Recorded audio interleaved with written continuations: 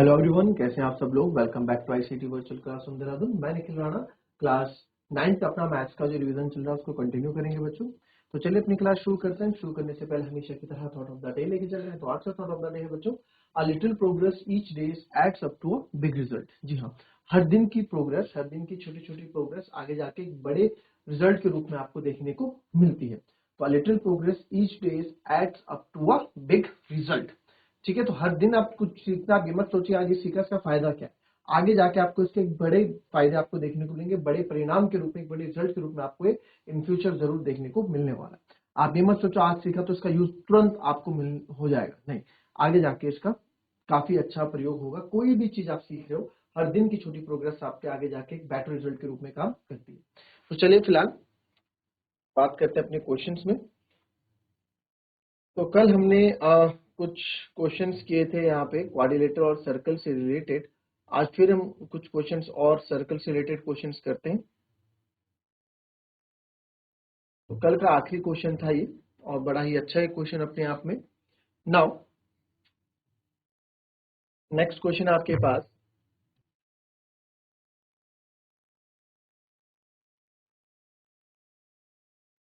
चलिए ये क्वेश्चन है पूरा, इसको पढ़ें और अच्छे से एनालाइज करें इस क्वेश्चन को, फिर आगे बढ़ेंगे।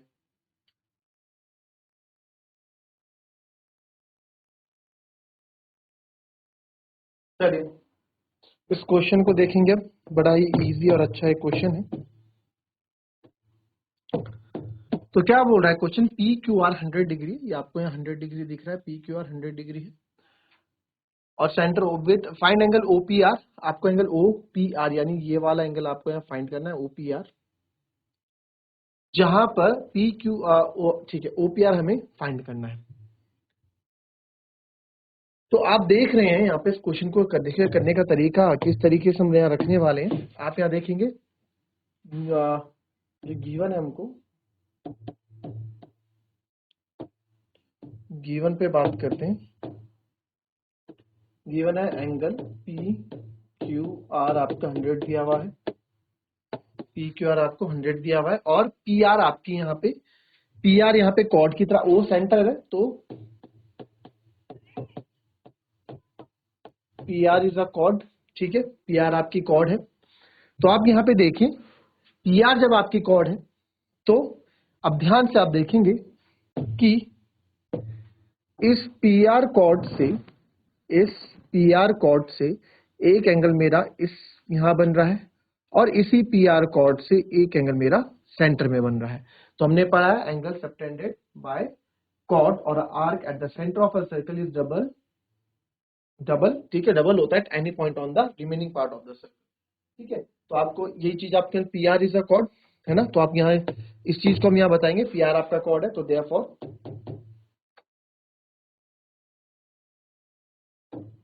ये रीजन लिखेंगे पूरा, because angle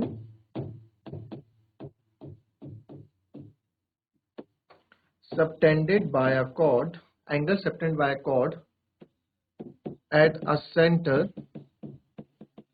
is double at remaining part of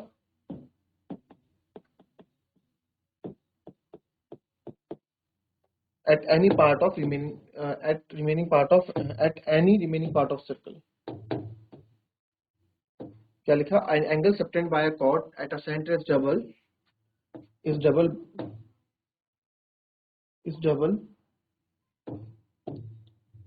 angle subtended by a chord is double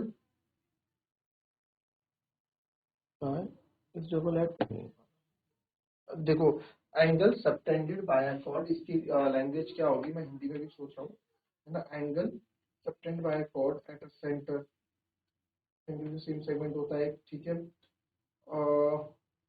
हाँ, angle subtended by a chord at the centre is double, the angle subtend is double, the angle किसके is double, the angle subtended by it at any angle subtended by it, मतलब it यहाँ पे chord के लिए आ रहा है, subtended by it at any point, at any point on the remaining circle.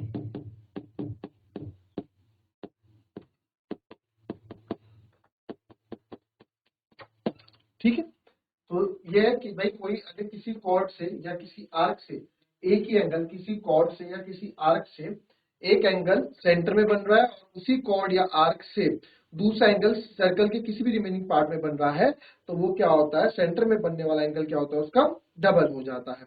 Simple सी बात है। चलो इसको मैं थोड़ा आपको अच्छे से और समझा, हिंदी में लिख देता हूँ, है ना।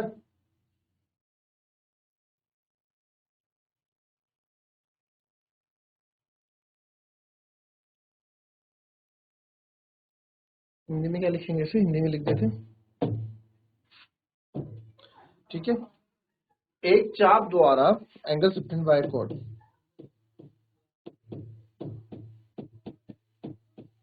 एक चाप द्वारा केंद्र पर अंतरित कोण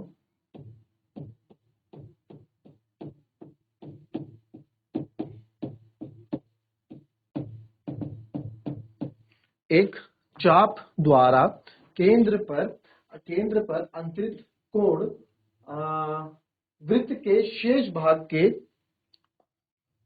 अंतरित कोण वृत्त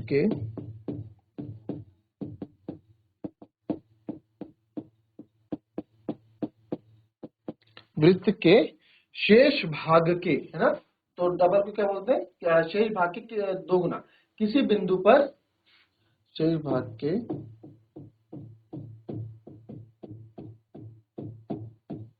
भाग के किसी बिंदु पर अंतरित कोण का दो गुना होता है, किसी बिंदु पर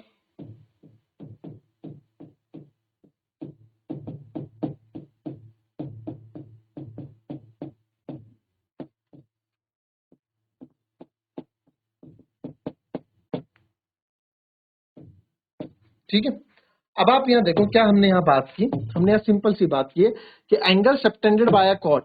ठीक है, हमने पहले पढ़ा है एक कॉर्ड पी आर है, तो angle subtended by a chord at centre, centre में इस कॉर्ड ने एंगल बनाया, सेंटर में कॉर्ड एंगल है, कॉर्ड एट सेंटर। ठीक है, इस डबल, ये डबल होता है at angle subtend by it, at angle subtended by it, इसी के द्वारा बनाया गया एंगल subtend by it at any point on the remaining part of the circle. ठीक है, तो यानी कि अगर मैं यहां भी एंगल बनाता तो भी क्या होता, वो इसका डबल ही कहलाता। ठीक है, ये हमने थ्योरम पढ़ी है, थ्योरम से हमने पहले चीजें डिस्कस की हुई हैं, तो मेरे ख्याल से ज्यादा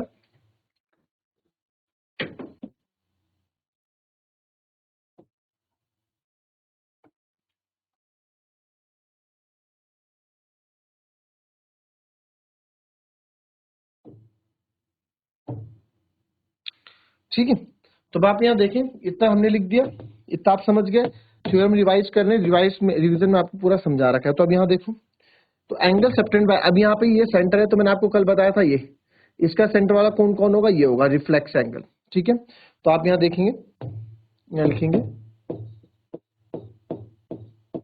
तो ये हमने बिकॉज करके लिखा था क्योंकि, तो देयर फॉर आप यहाँ रीजन देंगे, therefore reflex angle P O R क्या होगा, डबल होगा एंगल पी क्यू आर के। ठीक है, तो therefore reflex angle P O R आपका 2 × 100, यानी कि कितना हो जाएगा, 200, 100 का डबल होता है ना, तो 200 हो जाएगा। ठीक है, ठीक है जी। बट सर हमको तो ओपीआर ज्ञात करना है,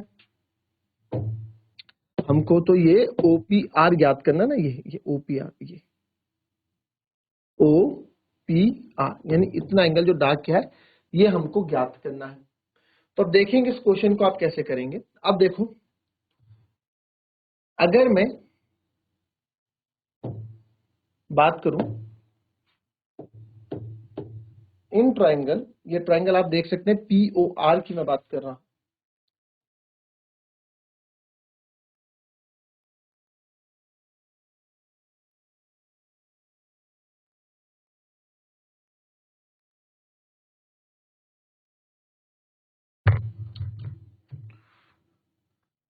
तो ये मैं बात कर रहा हूं in triangle P O R की। ठीक है, in triangle P O R आप देखो, पहले रिफ्लेक्स एंगल देखते हैं, रिफ्लेक्स एंगल POR है आपका 200 डिग्री, करेक्ट। अब मेरे को जो हमें निकालना है, हमें तो ये वाला एंगल निकालना है ना, ये वाला। तो मेरा यहाँ पे जो प्लानिंग रहेगी क्या रहेगी कि ये वाला एंगल मेरे को पता लग जाएगा, तो एंगल सम प्रॉपर्टी से ये और ये मैं निकाल सकता हूँ, ये इक्वल होंगे। क्यों? क्योंकि ये दोनों क्या है, रेडियस है, ठीक है।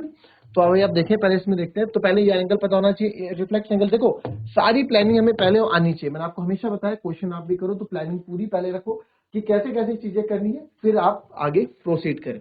तो रिफ्लेक्स एंगल POR, तो रिफ्लेक्स एंगल POR ये, तो एंगल POR अगर मुझे निकालना है तो क्या होगा 360। अगर मेरे को एंगल POR, अगर मुझे ये निकालना है एंगल POR, ठीक है, ये अगर मुझे निकालना है तो आप यहाँ देखो, ये अगर निकालना है तो इस पूरे में से अगर मैं इतना माइनस कर दूंगा, ये जो हमने निकाला, तो मेरे को ये वाला ऊपर वाला मिल जाएगा, है ना। तो वही चीज हम यहाँ पे कर रहे हैं, ठीक है। तो रिफ्लेक्स एंगल POR क्या, 360 माइनस 200, तो ये कितना आ गया 160। तो जो अंदर एंगल है वो कितना है हमारे पास, ये जो एंगल हमारे पास है, ये हमारे पास कितना है 160 डिग्री है, ठीक है। अब आप देखो यहाँ पे, नाउ इन ट्रायंगल POR, ठीक है, OP equals to OR, OP equals to OR है, क्यों? बिकॉज रेडियस है, दोनों ही रेडियस है, तो OP जो है OR के बराबर होगा। तो आइसोसेलेस ट्रायंगल में आपको पता है, किसी भी ट्रायंगल की जब दो साइड्स इक्वल होती हैं, ठीक है, किसी भी ट्रायंगल की जब दो साइड्स आपस में इक्वल होते हैं, उनके अपोजिट एंगल्स भी आपस में क्या होते हैं, इक्वल होते हैं, ये, ठीक है। तो आप लिख सकते हैं, इसका रीजन आप लिख सकते हैं, therefore angle P is equals to angle R। इसमें आप लिख सकते हैं समद्विबाहु त्रिभुज, या फिर आइसोसेलेस ट्रायंगल भी लिख सकते हैं, ठीक है। या आप इसमें लिख सकते हैं एंगल अपोजिट, या आपकी बुक में two equal sides are equal, ठीक है। Angle opposite to equal sides are equal, ये आपने हमारी बुक में हमने इसके, या फिर इसको हिंदी में क्या लिखेंगे, यानी कि बराबर भुजाओं के, जो भुजाएं बराबर होती है, बराबर भुजाओं के सम्मुख कोण, यानी कि अपोजिट कोण, सम्मुख कोण बराबर होते हैं, आपस में बराबर होते हैं, या आपस में बराबर होते हैं।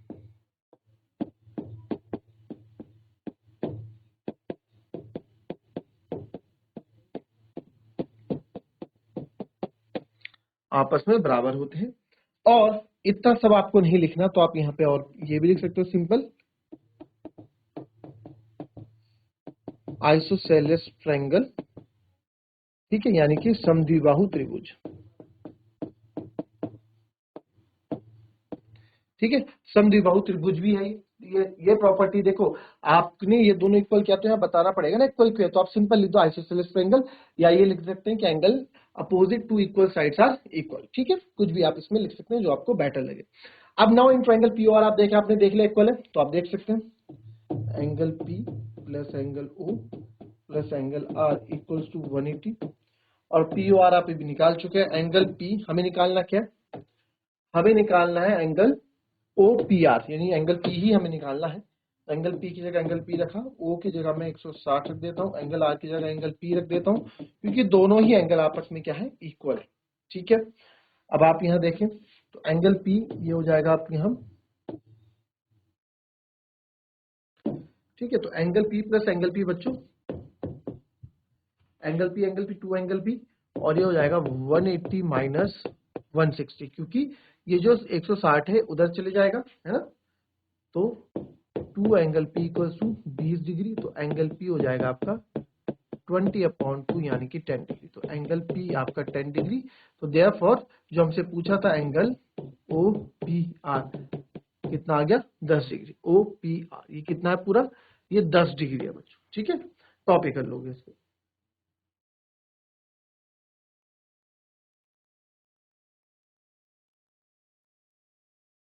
चलिए नोट कर लिया था आपने, आया होगा समझ में। नेक्स्ट क्वेश्चन पे आते हैं।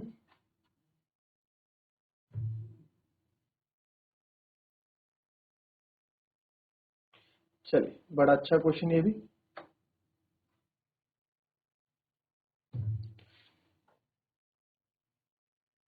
देखिए क्या क्या आप इसमें कर सकते हैं? कैसे आप इसको कर सकते हैं?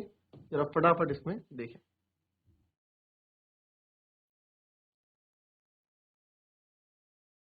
सब कुछ आपको गिवन है, आपको एंगल बीडीसी यहाँ पे निकालना है, जरा फटाफट निकाल के बताएं। चलो, आया आप लोगों का आंसर? देखेंगे क्वेश्चन क्या बोला गया है। एबीसी एंगल 69 दिया गया है, तो एबीसी आप देखें पहले, एबीसी है कहाँ? ठीक है, तो this is A B and C. ठीक है, तो आप देख सकते हैं ये ए हो गया, ए बी और ये सी। तो यानी कि पूरा एंगल इसमें कवर हो रहा है 69 डिग्री। करेक्ट। ए सी बी 31 है, ए सी बी देखते हैं, ए सी बी देखेंगे तो दिस इज ए सी और ये बी। ए सी बी की बात हम कर रहे हैं, तो ए सी बी भी इसमें पूरा कवर हो रहा है, यानी यही ट्रायंगल है ए बी सी, जिसमें दोनों ए सी बी में भी एंगल आ रहा है पूरा 69 और ये ए बी सी में भी आ रहा है। आपको ना बीडीसी फाइंड करना है। बीडीसी अगर हम देखें तो बी, ये गया बी डी सी, यानी कि ये एंगल आपको फाइंड करना है। आप बोलोगे कि सर बीडीसी के लिए आप, काफी बच्चे क्या करते हैं 69 plus 31 plus D equal to 180 कर देते हैं, है ना? क्या कर देते हैं बच्चे?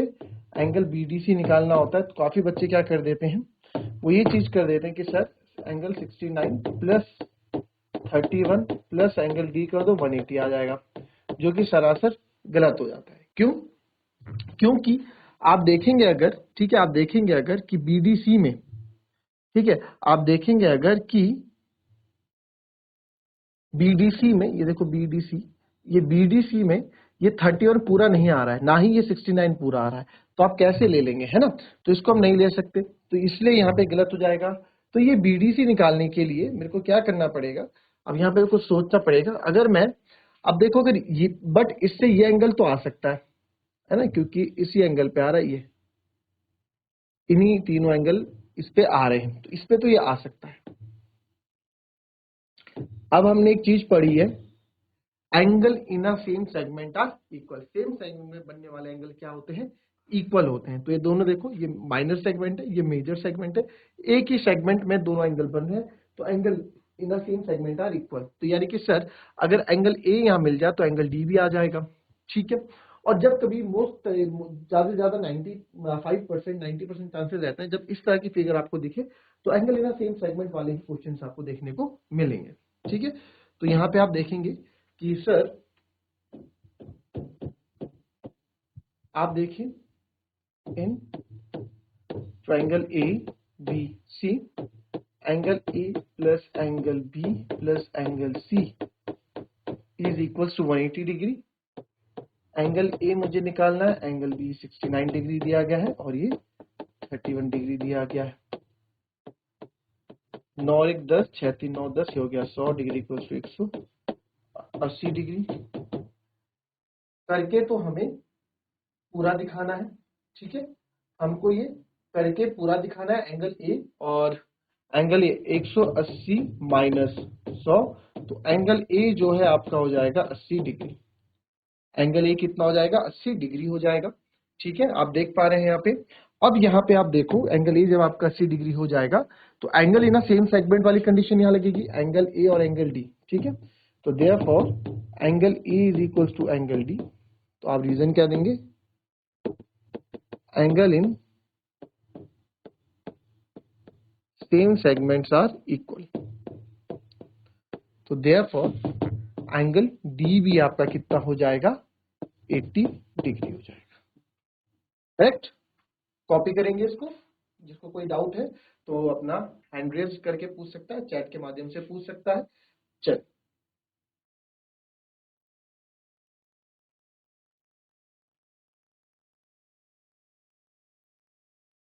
ये question cyclic quadrilateral A B C okay, इसका फिगर नहीं है, फिगर गलत लगा दिया गया है।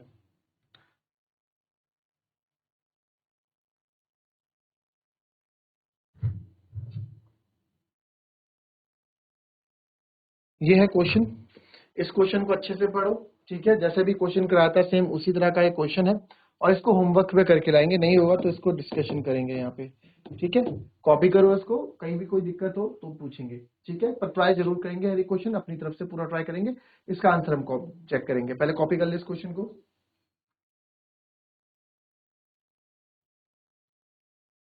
चलिए, ठीक है, देख लिया क्वेश्चन, कॉपी कर लिया होगा। कोई डाउट है तो भी पूछ सकते हैं, ताकि आप घर में करें। कोई डाउट? नहीं, कोई डाउट नहीं है, नो, ठीक है, ओके, थम्स अप, ठीक है। तो ठीक है, कल इसको कल के आएंगे और आंसर्स अपने भेज देंगे। तो करेंगे इस क्वेश्चन को कल डिस्कस आगे, और आगे के कुछ क्वेश्चन सॉल्व करेंगे सर्कल से रिलेटेड। तो मिलते हैं आपसे अपनी कल की नेक्स्ट क्लास में, तब तक के लिए be happy, be healthy and be safe. Thank you and have a nice day.